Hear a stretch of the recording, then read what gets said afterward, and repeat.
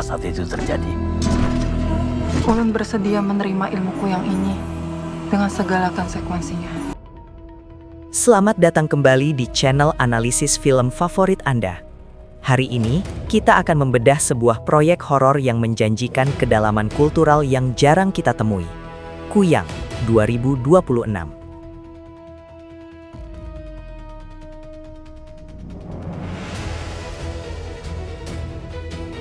Film ini bukan sekedar mengejar jump scare, melainkan menggali akar legenda mistis Kalimantan Selatan melalui lensa tragedi cinta yang menghancurkan. Target durasi 8-10 menit ini akan kita gunakan untuk membedah setiap lapisan cerita, mulai dari mitos Kuyang hingga pilihan sinematik menggunakan bahasa Banjar. Siapkan diri Anda, karena kita akan menyelami kegelapan di balik kecantikan abadi. Ada Kuyang ternyata kamu kita sini.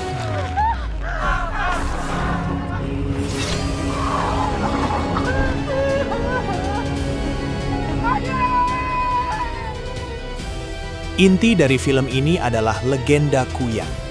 Penting untuk kita pahami definisinya. Kuyang adalah sosok hantu perempuan yang menggunakan ilmu hitam untuk mencapai kecantikan abadi dan daya pikat. Tapi konsekuensinya fatal. Pada malam hari, ia harus melepaskan kepala beserta isi perutnya, terbang mencari darah, terutama dari perempuan hamil atau yang baru melahirkan.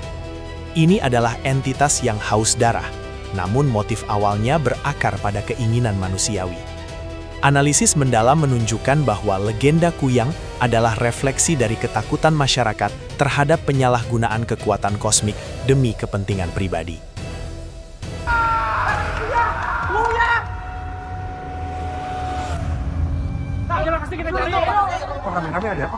Ada Kuyang ternyata kamu kita sini. Ikam cek rumah ikam pang. Kalau pin harus melihat kenapa-napa. Latar belakang cerita dimulai dari sebuah desa terpencil yang masih memegang teguh tradisi. Keaslian lokasi syuting di Kalimantan, serta penggunaan 50% dialog dalam bahasa Banjar adalah kunci. Pendekatan ini memastikan bahwa teror yang kita saksikan terasa otentik, bukan sekedar tempelan horor generik. Film ini membangun fondasi kebudayaan sebelum menanamkan benih horor, memberikan bobot geografis dan linguistik yang memperkuat imersi penonton.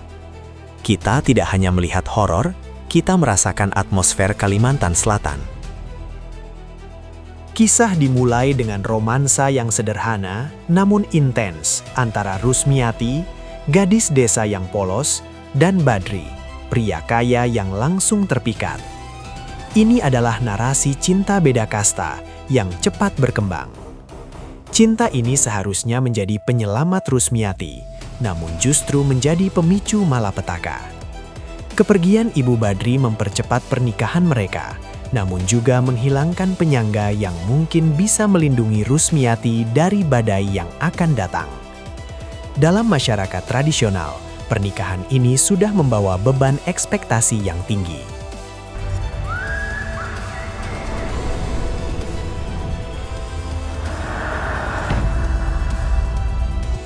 Setelah menikah, fokus cerita bergeser ke konflik domestik yang sangat relatable dalam konteks budaya patriarki, tekanan untuk memiliki keturunan. Rusmiati tak kunjung hamil. Tekanan ini diperparah oleh kehadiran ibu mertua yang sejak awal menentang pernikahan tersebut. Ibu mertua menjadi katalisator, mewakili ekspektasi sosial yang mencekik. Analisis psikologis di sini sangat kuat. Keputusasaan Rusmiati bukan datang dari kekejaman, melainkan dari ketakutan kehilangan cinta dan statusnya sebagai istri. Kegagalan memiliki anak di mata masyarakat desa seringkali disamakan dengan kegagalan sebagai seorang wanita. Ini adalah celah emosional yang dimanfaatkan oleh ilmu hitam. Dalam titik terendah keputusasaan inilah, Rusmiati membuat pilihan yang mengerikan. Ia memilih mempelajari ilmu hitam Kuyang. Motifnya sangat manusiawi dan tragis. Ia ingin mempertahankan kecantikan dan daya pikatnya, menjamin suaminya tetap setia, dan mungkin, secara tidak langsung, berharap ilmu ini bisa mengatasi masalah keturunan. Ini adalah jalan pintas yang merusak, di mana cinta dipertukarkan dengan kutukan. Keputusan ini mengubahnya dari korban tekanan sosial menjadi pelaku teror. Oh, rame-rame ada apa, Pak RT? Ada kuyang pindah di kampung kita sini. Ikam cek ke rumah Ikam Pang. Kalau Pina Rusmiati kenapa-napa.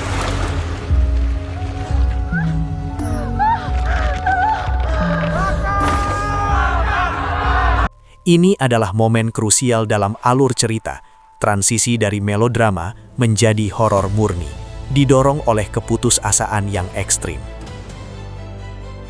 Malam-malam desa yang tenang berubah menjadi teror. Korban mulai berjatuhan, bayi dan ibu hamil. Film ini menggunakan teror kuyang sebagai metafora untuk kehancuran yang ditimbulkan oleh ego dan keputusasaan. Setiap serangan bukan hanya adegan horor, tetapi juga penegasan bahwa Rusmiati telah kehilangan jiwanya demi cinta yang ia coba pertahankan secara paksa. Ketegangan dibangun dari kontras antara Rusmiati yang lembut di siang hari dan sosok mengerikan yang terbang di kegelapan. Penonton disajikan dilema moral. Apakah kita harus mengutuk atau mengasihani Rusmiati yang terperangkap dalam pilihan fatalnya? Seiring teror memuncak, rahasia kelam Rusmiati perlahan terbongkar.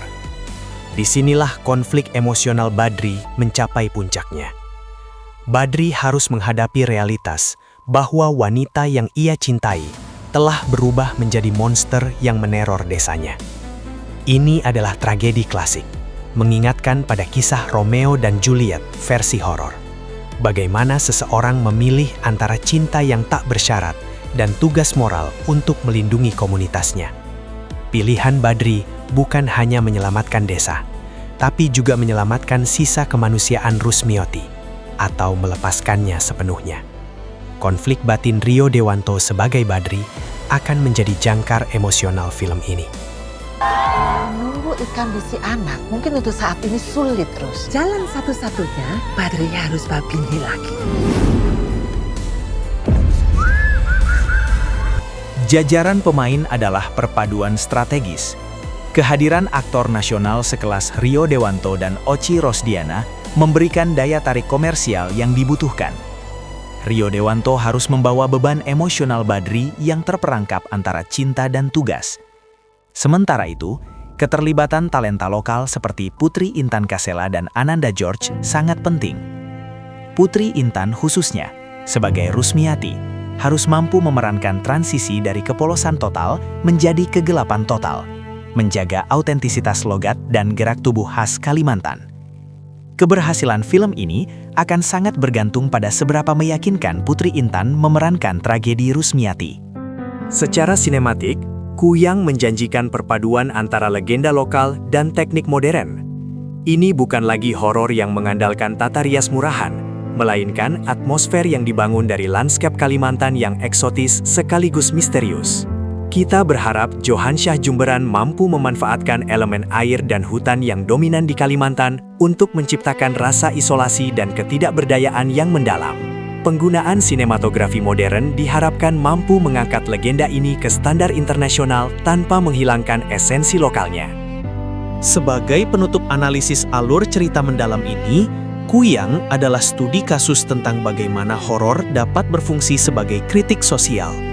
Ia membahas isu tekanan perempuan, ketidakadilan sosial, dan konsekuensi fatal dari keputusasaan yang tidak tertangani.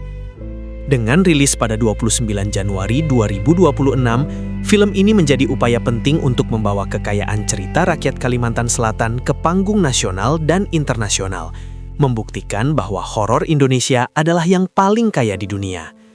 Film ini berpotensi menjadi salah satu horor kultural paling penting di tahun 2026.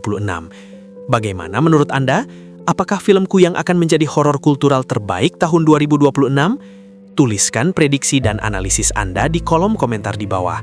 Jangan lupa like video ini, subscribe untuk analisis film mendalam lainnya, dan sampai jumpa di breakdown berikutnya.